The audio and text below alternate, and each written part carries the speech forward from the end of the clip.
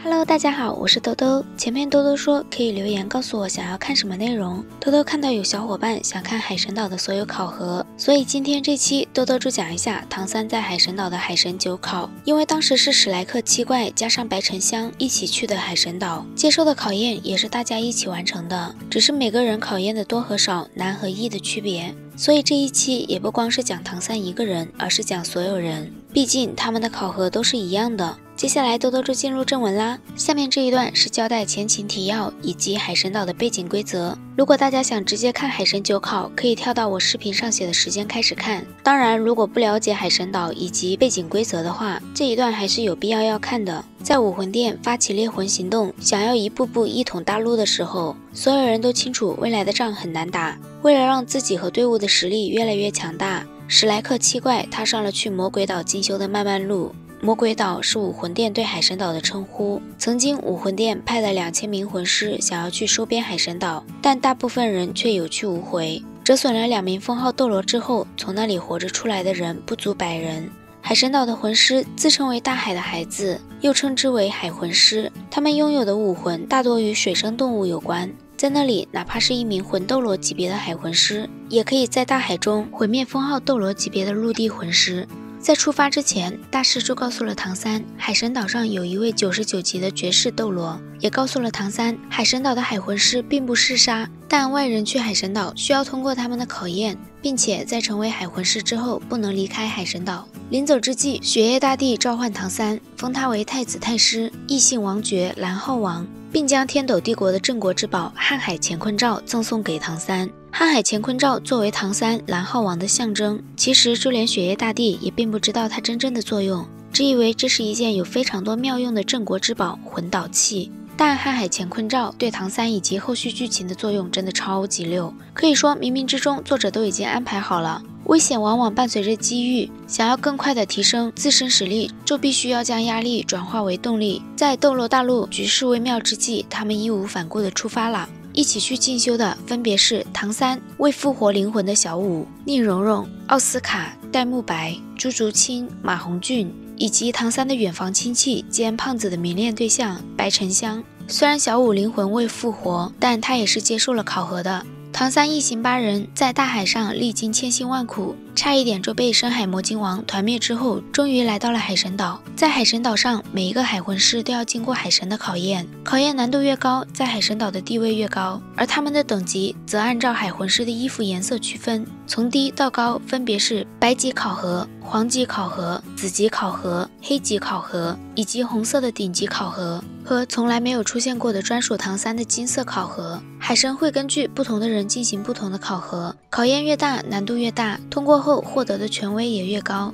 每项考验都有时间限制，如果超时或者试图逃避，参考者就会被海神封印抹杀。海神的考验难度和修为没有绝对的关系，可能很简单，也可能十分困难。当然，这种考验对上主角团队是绝对不会简单的，更何况陆地魂师想要通过考验是比海魂师还要难的。海神岛上有7圣柱，海神赐予他们神力，并通过7圣柱传播神的旨意。外来魂师可以在任何一座圣柱进行考验，进而得到海神的考验题目。唐三一行8人来到海马圣柱这里进行考验，最后的结果按照进行考验的先后次序依次是：戴沐白黑级6考，朱竹清黑级5考，奥斯卡黑级6考，宁荣荣顶级7考，白沉香黄级1考。因为沉香的考核是亲吻胖子一炷香，所以他当场便完成了考核，奖励是魂力提升了1级。马红俊黑级6考，小舞顶级1考，唐三海神9考。小舞的考核虽然只有1考，但这一考却是要跟随在唐三身边完成9考，所以后面如果兜兜某一考或者几考中没有讲到小舞的话，千万莫慌。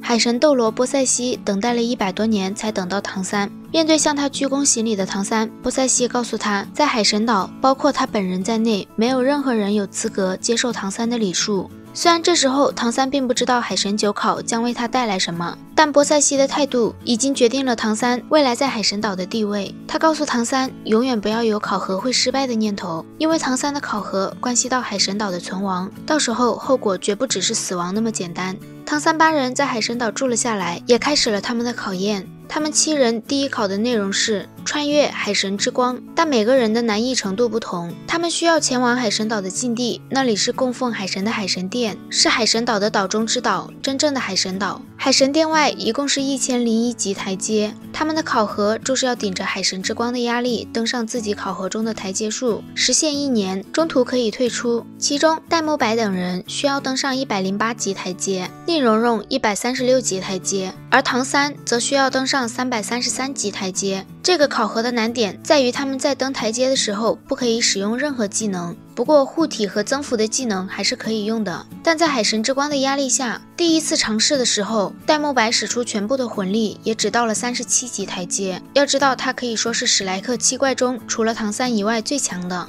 他的情况都如此，其他几人更是不如他，当然被2大仙草改善体质的小舞除外。而唐三在自己的3块魂骨和2大领域的帮助下，到达55级台阶以后也无法再往前走。虽然这个考核看似很难，但却不是无法完成的，甚至可以说只要唐三想，他立马就可以帮助其他小伙伴过关。但唐三并没有这么做，因为压力是修炼最好的催化剂，而且唐三也比较担忧，假如第一次考核就作弊，下一次考核的难度肯定会升级，甚至可能会要命。而在海神之光的压力下修炼，会让他们修炼的速度事半功倍。所以唐三让小伙伴们都在海神之光的压力下进行修炼，将时间拖延到最后1天，也将海神之光带来的好处最大化。史莱克7怪包括白沉香8人，就这样开始在海神之光的压力之下修炼。在此之前，胖子因为突破了60级，获得了神赐魂环。这里兜兜要说一下神赐魂环，只要接受了海神赐予的黑级以上的考核者，第一次达到瓶颈都可以拥有一次神赐魂环的机会。3个月后，唐三突破了70级的瓶颈，获得了神赐魂环。因为小舞的献祭，所以他的第6魂环便是10万年魂环。而对于魂师来说，最重要的飞跃点是第7魂环。第7魂环的品质决定着天赋领域的威能大小。这个10万年魂环，唐三可以说是用命搏来的，除了靠着他强大的意志力，剩下的就是无处不在的主角光环。而这个魂环给唐三带来的好处真的是一大堆，篇幅原因兜兜就不细讲了。史莱克7怪卡着考核时间的最后1天通关，在唐三的帮助下，所有的小伙伴都通过了考核。而唐三因为在帮助他们，尤其是宁荣荣的时候，耗费太多魂力。虽然他帮完宁荣荣，立马就修炼，让自己达到了最佳的状态，但在最后10级台阶的时候，他的身体差到了极点。最后是小舞灵魂进入身体后，使用自己的8段摔将唐三摔了上去。虽然在最后关头发生意外，小舞准备再次牺牲自己让唐三完成考核，但在最后唐三使出了杀神领域，并爆发出巨大的潜力，完成了考核。最终通过第1关考核的戴沐白等人魂力全部上升1级，不同的是宁荣荣比他们多一个奖励，全部魂环技能威力提升500年，而唐三的奖励则是海神亲和力增加5%，小舞的奖励则只有一句话：奖励叠加。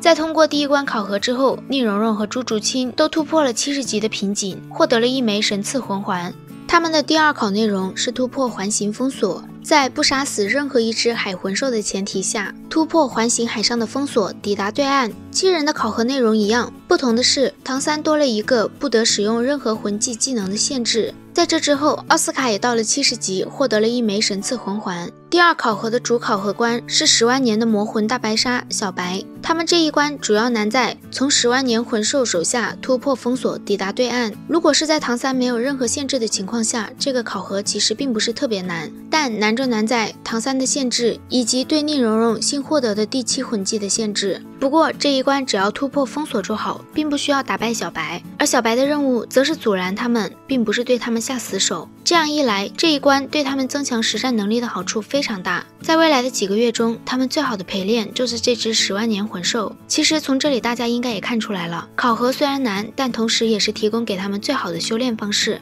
第1考锻炼他们的魂力，第2考则是锻炼他们的实战能力。在这段和小白锻炼实战的时间内，胖子也突破了70级的瓶颈。他的第7魂环是唐三给他的10手烈阳蛇内丹。自此，史莱克7怪除了小舞魂力不详之外，全员突破成为魂圣。最后，他们凭借着集体的力量，发挥出了更强的实力，完成了考核。这一关的奖励和之前的一样，每人魂力提升1级，宁荣荣额外全魂环增加500年修为，唐三海神亲和力5%，总共10%。他们的第3考内容是潮汐炼体，潮汐炼体的地点是一个叫怒浪绝境的山谷，是海神岛的奇景之一。这里不断的被海浪冲击，导致岩石被挤压，最终形成了一个凹入海神岛的山谷。波塞西将他们带到这里，并造出7根巨大的深海沉银所铸成的柱子。黑吉五考每天要在柱子上接受海浪冲击3个时辰，6考4个时辰，7考5个时辰，而海神9考则是12个时辰。他们需要进行考核的时间是1年365天。这一关看似简单，实则也不好过。对他们来说，一波海浪的冲击并不是很强，但他们面临的是永不停息的冲击。短短1刻钟，这需要承受数百次的冲击。再加上这一关中所有辅助型的魂技全部失效，他们的身体就像是被铸造的金属，无穷无尽的海浪不断地锤炼着他们的身体。哪怕是唐三那么变态的体质，第一次也只坚持了3个多小时。认真说起来，这一关比前2关还要痛苦。每天经受着海浪的冲击，这一关需要极大的毅力才能坚持下去。但这一关对他们的好处也是肉眼可见的。他们的身体变得越来越强韧，而且肉体的力量呈几何倍数的增强，皮肤自动泄力。这一关也让唐三的紫极魔瞳修炼到了最高境界浩瀚，甚至带动了他的头部魂骨强制进化，让他的精神力上升到了和波塞西一样的层次。唐三的紫极魔瞳让他超出了考核预期，提前结束第3考。海神亲和力提升 15%， 总共 25%。他们的第4考可以说就是给急需第8魂环的唐三送魂环和魂骨，那就是杀金之战。杀金指的是魔魂大白鲨和邪魔虎鲸，戴沐白等人是协助魔魂大白鲨群至少斩杀不同数量以上的邪魔虎鲸，宁荣荣的考核则是要保证魔魂大白鲨首领小白不死。唐三的考核则是需要协助魔魂大白鲨群斩杀邪魔虎鲸群中的邪魔虎鲸王。这一考核不仅仅是给唐三送魂环和魂骨，也是为了肃清海洋的环境。因为邪魔虎鲸群是一种十分嗜杀的群居海魂兽，它们处于海洋的食物链顶级，总数量达到300头左右，首领是一只10万年的邪魔虎鲸王。唐三一行人休整了一段时间，就找到了小白和他的族人，随后便开始了第4考的内容，猎杀邪魔虎鲸群。唐三带着小白，利用可以隐身的瀚海乾坤罩对邪魔虎鲸群进行偷袭。他将从冰火两仪眼中的炽热阳泉水放入弩箭中，射向邪魔虎鲸。炽热阳泉是天下至阳之物，海魂兽大多是水属性，属阴。被射中的邪魔虎鲸并没有立刻死掉，而是狂性大发，疯狂攻击身边的其他虎鲸。在唐三的偷袭下，邪魔虎鲸的数量不断减少，而且因为未知的恐惧，让邪魔虎鲸群陷入了慌乱中。最终在史莱克七怪以及魔魂大白鲨群的攻击下，完美的完成了第4考。但也因为唐三将其他人的难度降低，他们的奖励提升魂力1级。唐三因为单独击杀超过50头邪魔虎鲸，以及杀死了邪魔虎鲸王，超额完成第4考，奖励海神亲和力 10%， 总共 35% 的海神亲和力。这一考核还让唐三获得了自己的第3个10万年魂环，以及第4块魂骨邪魔左腿骨。白沉香也获得了自己的第5魂环。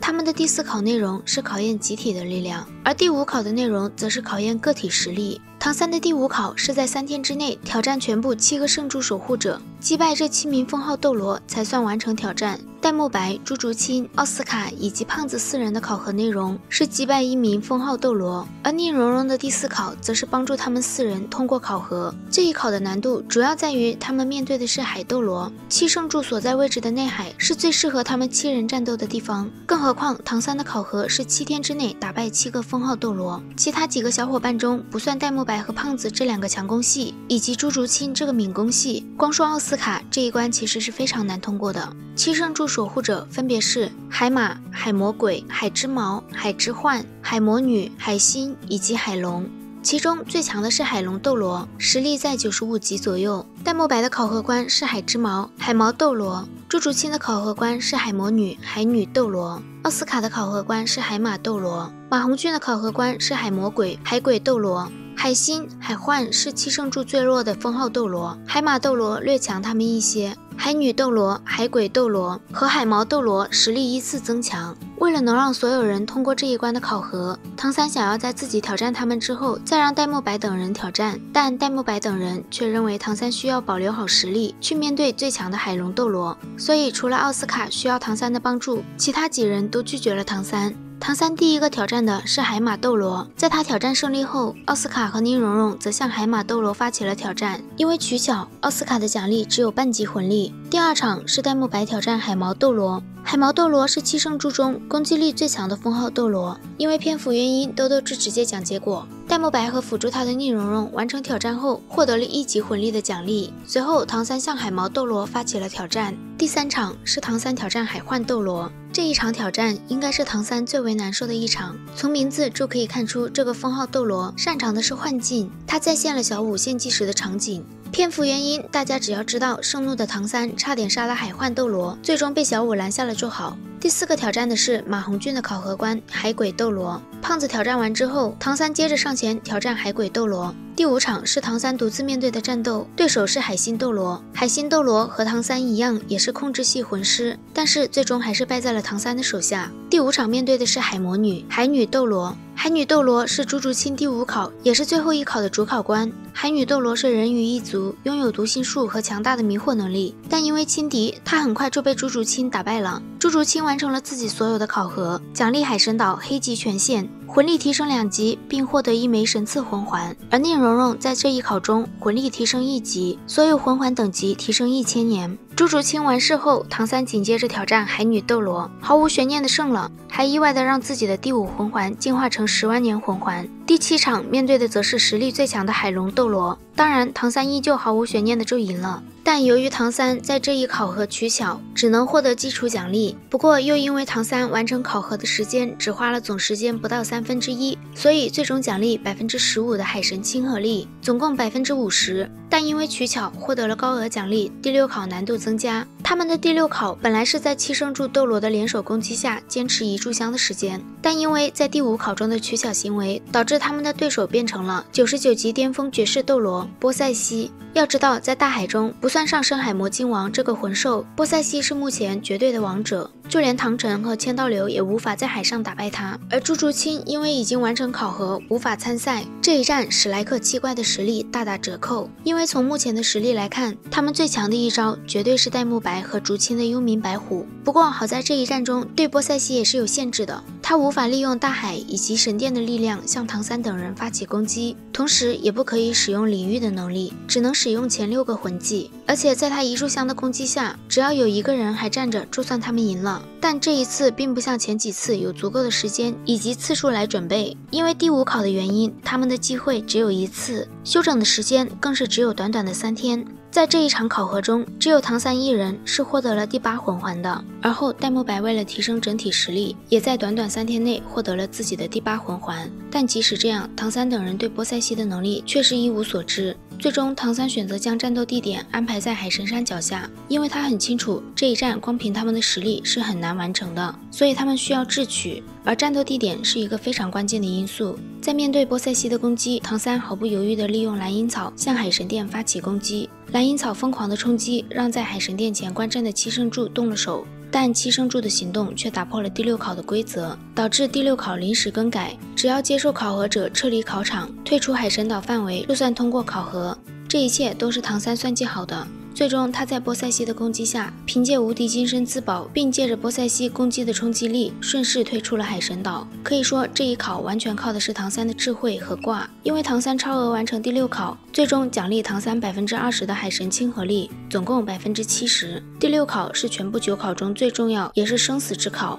这一考中，其实波塞西是真的想要杀了唐三，因为唐三通过所有考核之后，对波塞西的损失是他也无法接受的。但海神岛上任何人，包括波塞西，都不能将唐三抹杀。波塞西唯一的机会就是在考核中对他下死手。当然，唐三这一关考核已经通过了，波塞西对他也不再有任何杀心。在接下来的最后3考中，如果唐三无法完成，他随时会被反噬，面临死亡。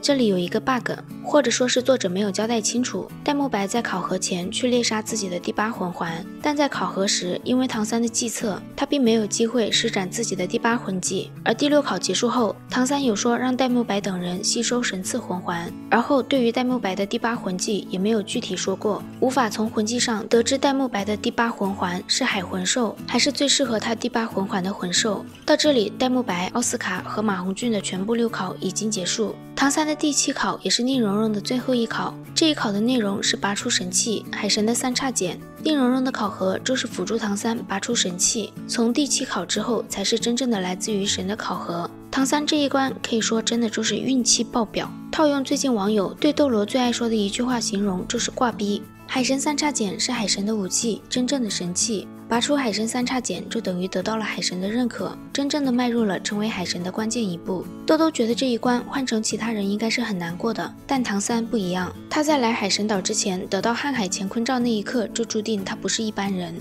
被天斗帝国奉为镇国之宝的瀚海乾坤罩，实际上是海神3叉戟的核心，更是海神传承的核心。唐三在拔出海神3叉戟之后，才知道自己能够获得海神9考，源自于瀚海乾坤罩的关系。第7考有惊无险的就这么过去了。宁荣荣在完成自己这最后一考获得的奖励十分丰富，她不光获得了海神岛的红级权限，海神岛第2祭司的权威，更是奖励了她魂力提升3级，全部魂环修为提升5000年，更是获得了2枚神赐魂环。可以说，虽然她只比戴沐白等人多1个考核，但她的奖励却是比其他人高出了几个档次。唐三的奖励是海神亲和力提升15%，总亲和力85%，并且获得了海神3叉戟的认可，拥有了它的使用权。海神3叉戟重108000斤，但对于获得他认可的唐三而言，只有108斤，威力十分强大。要知道，就算是天使之神的圣剑，也不过是36000斤而已。唐三的第8考是将武魂修炼到9环级别，这里指的是他的双武魂都要达到9环，及其所有魂骨复活小舞。这一考核的时限是5年。这个考核的难度在于复活小舞。这时候的波塞西稍微考验了唐三一下，在看到唐三以及小舞两人之间的感情后，他告诉了唐三复活小舞的条件以及如何恢复唐三自身实力。复活小舞毫无疑问是要将唐三的第6魂环以及魂骨还给小舞，而在还给小舞之后，唐三还要将自己的前4个魂环全部输给小舞。之所以是前4个，是因为唐三的第5个魂环是与他的武魂融为一体的，更是需要血脉来支撑的。其他几个魂环不能给小舞，则是因为唐三的魂环太过逆天。在这个时候，唐三的魂环已经是从第5魂环开始全部是10万年魂环，如果把后几个魂环也给小舞，很有可能会将小舞撑到爆体而亡。在把魂环和魂骨给了小舞之后，唐三需要在5年之内获得3块魂骨，猎杀超过10个魂环。因为这一考基本是需要在陆地上完成的，所以在海神岛待了4年多的唐三等人离开了海神岛。唐三的第8考，因为考核内容还要集齐2个武魂到9环，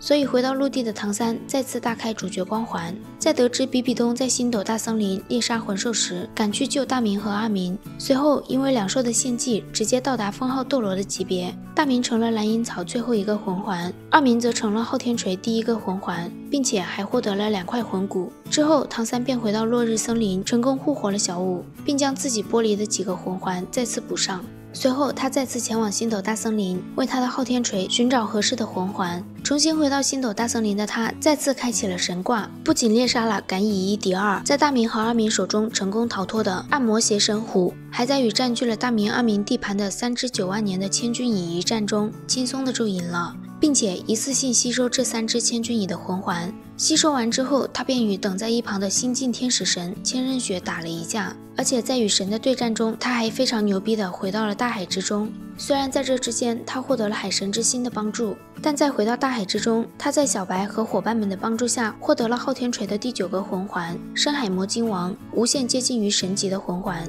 并爆出了唐三唯一缺的魂骨躯干骨。这一考核通过后，奖励了唐三30%的海神亲和力，总共应该是115%的海神亲和力。但因为唐三在被千仞雪追杀时导致海神之心破碎，所以他的总亲和力唐三只能感受到99%。唐三的第9考就是接受海神的传承，原本唐三获得的海神亲和力已经超过了100%，再加上唐三强悍的实力以及海神之心对唐三的高度认可，这一考或许会是最顺利的。但海神的传承最主要的就在于海神之心，而且由于海神之心的破碎，导致海神三叉戟失去了灵性。在进行传承时，没有海神之心以及海神三叉戟的辅助，谁也无法保证在传承时会发生些什么。在传承海神神旨的时候，海神岛大祭司将会成为新一代海神的引路人。波塞西作为海神岛的大祭司，他不但要保护海神岛的一切，还要在新一代海神出现之后献祭自己。只有用波塞西的身体为引，以他的能量作为沟通的桥梁，才能将真正的神力引发，帮助唐三完成神旨的传承。原本波塞西并不那么甘愿要献出自己的生命，但在唐晨来到海神岛陪伴他直到生命结束之后，波塞西的愿望也已经了了，所以献祭对于他来说或许是最好的结局。波塞西献出了自己的生命，打开了海神传承之门，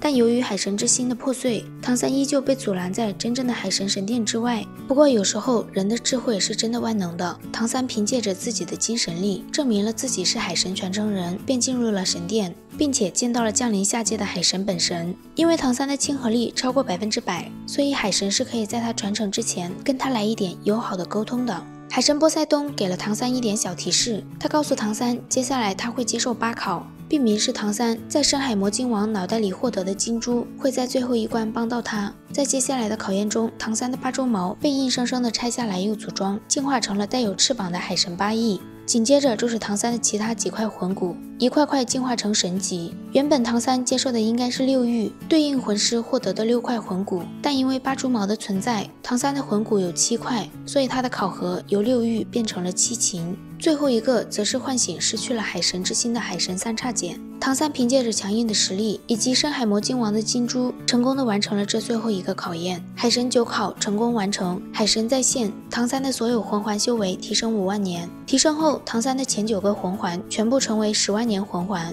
第10个魂环则是蓝金色的神级魂环。而小五的顶级1考也伴随着唐三的海神9考的结束而结束。小五的奖励一直在叠加，最终获得魂力等级提升10级，所有魂环修为增加2000年，并获得神赐魂环3枚。史莱克7怪其他5人因辅助唐三完成海神传承，奖励神赐魂环1枚。到这里，海神9考已经完全结束了，这个视频也终于要结束了。虽然大部分都还记得，但有的细节真的很怕写错，所以写的时候我又接着再翻了一遍书，应该是没有什么大的漏洞。如果有，欢迎小伙伴们在下方评论区留言指出来。其实唐三的海神9考真的就开挂开得过分，而且越到后面，我发现唐三的人设好像就是一个无脑护小五男，就希望动漫版的后面细节能改一改，更合理，更不崩了人设。最后还要谢谢一直支持多多的小伙伴，给大家比心心。好啦，感谢各位小伙伴们的观看，如果喜欢多多的视频，欢迎点赞、订阅、关注，我们下期再见，拜拜。